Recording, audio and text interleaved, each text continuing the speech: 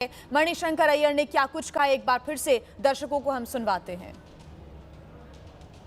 वो जो 33 देश थरूर और उनके लोग गए हों, किसी ने नहीं कहा कि पाकिस्तान जिम्मेवार है। यूएन ने भी नहीं कहा कि पाकिस्तान जिम्मेवार है। अमेरिका ने नहीं कहा कि पाकिस्तान जिम्मेवार है। हम ही इकलौता है जो अपने छाती को पीटते हुए कहते हैं कि हाय हाय पाकिस्तान है जिम्मेवार। कोई मानने को तैयार नहीं है। हम कोई सबूत नहीं पेश कर पा रहे हैं। और देखिए, पाकिस्तान को लेकर ये जो मणिशंकर अय्यर ने बयान दिया है, कई सवाल खड़े हो रखे हैं और पाकिस्तान को क्लीन चिट देने वाले इस बयान पर सियासी घमासान भी शुरू हो गया है। बीजेपी ने मणिशंकर अय्यर समेत पूरी कांग्रेस पार्टी को घेरते हुए जोरदार जुबानी हमला बोला। सुनिए। नेता रहते भारत में हैं, खाते भारत की हैं और गाते पाकिस्तान की हैं। और ये मणिशंकर अय्यर का कोई पहला बयान नहीं है। कांग्रेस पार्टी ने बाकायदा उनको इस भूमिका के लिए रख रखा है कि वो कैसे भारत के खिलाफ बयानबाजी करें। आप भाजपा का विरोध करना हो करिए, मोदी जी का विरोध करना हो करिए, लेकिन आप भारत का विरोध करते हैं। अंतर्राष्ट्रीय मंचों पर भारत को शर्मसार करने के लिए कोई कोर कसर नहीं छोड़ते। ऑपरेशन महादेव में मारे गए ये आतंकी चीख चीख करके इस बात की गवाही सबूत दे रहे हैं कि वो पाकिस्तान के थे। पाकिस्तान खुल करके आतंकियों के बचाव में खड़ा है। उसके बावजूद मणिशंकर अय्यर सबूत मांग रहे हैं, साक्ष्य मांग रहे हैं। पाकिस्तान की भूमिका कैसे स्थापित की जाए, इसके लिए उनको बयान चाहिए, सबूत चाहिए, साक्ष्य चाहिए। ये दुर्भाग्यपूर्ण है। मणिशंकर अय्यर जैसे लोग इस देश के लिए एक बदनुमा दाग हैं, धब्बे हैं। ये देश के मंत्री रहे हैं। ये देश के खिलाफ बोलने में कोई कोर कसर नहीं छोड़ते। इसका खामियाजा कांग्रेस पार्टी को भुगतना पड़ेगा।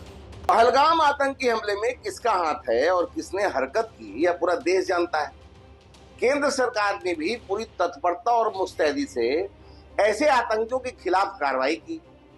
जब कांग्रेस के लोग पाकिस्तान की तरफदारी करें तो इसके पीछे उनकी वोट की राजनीति की ही बू आती है।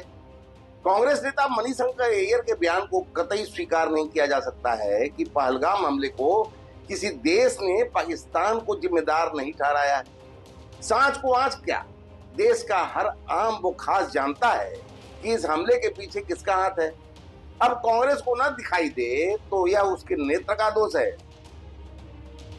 और ज्यादा जानकारी के साथ हमारे संवाददाता अंकित गुप्ता लगातार हमारे साथ जुड़े हुए हैं। अंकित, सवाल क्यों नहीं उठेंगे? स्वाभाविक सी बात है, जो पहलगाम में जिन्होंने अपनों को खोया, जरा उनसे पूछिए, उनका दर्द जानिए, तब मालूम चलेगा। और विपक्ष अपनी खुद की मुसीबतें खुद ही बढ़ा लेता है। आपने जिक्र किया पी चिदंबरम का, मणिशंकर अय्यर का ये नया बयान आ गया है सामने। आपको याद होगा राहुल गांधी ने भी कहा था कि पाकिस्तान की किसी ने निंदा नहीं की, दूसरे देशों ने हाँ आतंकवाद की निंदा की।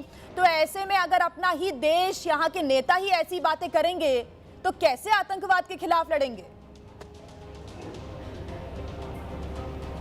बिल्कुल जी। और अभी कुछ ही दिनों पहले जो है संसद में ऑपरेशन सिंदूर पर चर्चा हुई है और वहां पर देश के प्रधानमंत्री ने, देश के रक्षा मंत्री ने, विदेश मंत्री ने, तमाम लोगों ने किस बात का जिक्र किया, गृह मंत्री अमित शाह ने इस बात का जिक्र किया है कि ऑपरेशन महादेव चलाया गया और उसमें जो 3 आतंकी मारे गए उनके पास से उनकी पाकिस्तानी नागरिकता साबित होती है। उनके आई कार्ड मिले हैं जिससे साबित होता है कि वो पाकिस्तान से जुड़े हुए थे, पाकिस्तानी आतंकी थे। और ये तब हुआ है जब ऑपरेशन सिंदूर पर चर्चा चली थी संसद में, उसी दौरान ये एनकाउंटर हुआ है।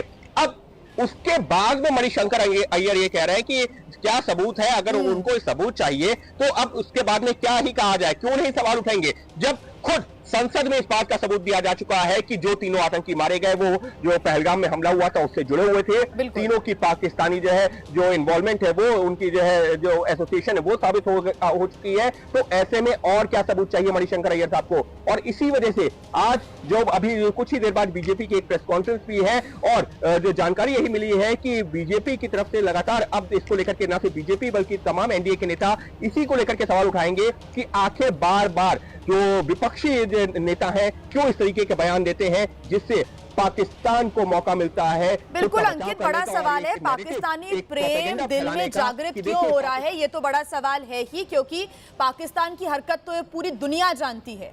तो ऐसे में मणिशंकर अय्यर को और दूसरी विपक्षी पार्टियों को, नेताओं को समझना होगा। बहुत शुक्रिया अंकित आपका तमाम जानकारी के लिए। आगे आपसे अपडेट्स हम लेते रहेंगे।